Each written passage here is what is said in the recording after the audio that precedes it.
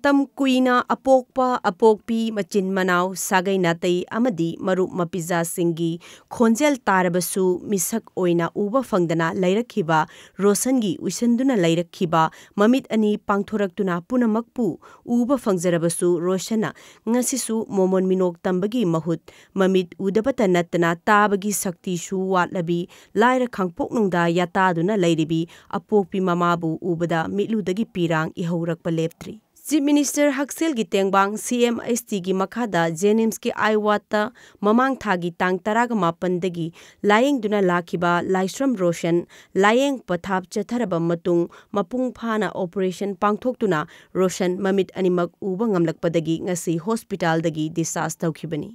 Roshan na hospital thadok tringai ngasi ayuk Chief Minister gi office ta chatuna Chief Minister N Biren ga haktengnana unaki. Chief Minister gi makhong soktuna khurumbaga loinana tawbimal khangba utkhi.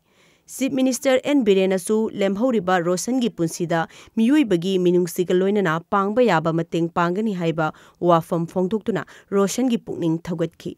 Hare pharigo phajana layo phajana tawrga laila su phajana tamo ai karino nangi matam sarkar thabo inthang kari de matam akalum rawina te kaisa leibaga diko mateng pangani ko Khonjel tabakhak natana uba ngamdana matam sangna leiruraba Laisram Roshanna ngasi mahaki anoba mapok asi ngasigi laingak pukchel chawrabi sing gi tengbangnani. Khonjel tabakhak natana uba ngamdana matam sangna leiruraba Laisram Roshanna ngasi mahaki anoba mapok asi ngasigi laingak pukchel chawrabi singi tengbangnani. Punamak asigi mathakta ngasi aina oiriba anoba mapok asi ohelakpada achoba thaudang laukhiba Tom TV busu lemhoriba aihakta natana imung manungna kaidongnungda kawba ngamloi makha tanasu lamdam asida leiriba awaba taraba singi mateng Tom TV na pangba ngamba oibiu haiki. Tom TV na lauriba thaudangsi yam thagat chari matungdaju aingondagi hena kudong thiraba kayagi mateng pangba ngambiba oibiu hana thagatchaba phongtokjari. Ningsingba yabadi Bisnupur district ki manung chanba Chaireng Lengang tabidagi Laisram Basangi machanipa Roshan amadi mahaki loinabi thoibi leitalairana maram oiduna matam sangna masagi anaba kaya matam chana layengba ngamdabana awaba kaya mayoknaduna leirakhi.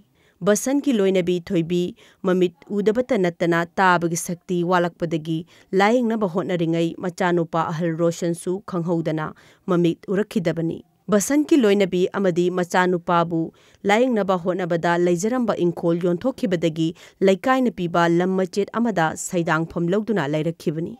Imung adugi awaba punsi adugi akhanaba report ama Tom TV na miyamda paudam khibadagi laingaki nakong yauraktuna mamang thagi tang taraga mafanda JNIMS ki Dr. Singh yauba team ama laktuna Roshan amadi mahaki apokpi thoibi JNIMS ki tongan ba wata laikatna rakhibani.